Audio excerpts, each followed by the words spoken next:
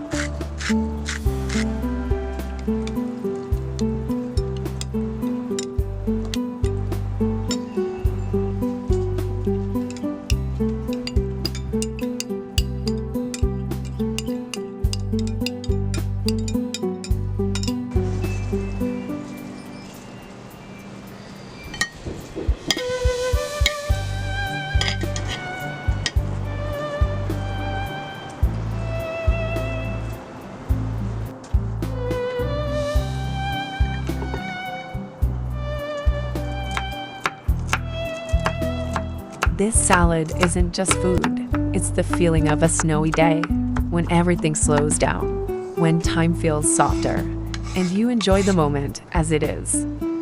On cold days, this salad feels right because it matches the season, light and fresh, full of color when everything outside is white, a little crunch for the stillness in the air, and just enough sweetness to feel comforting without being heavy.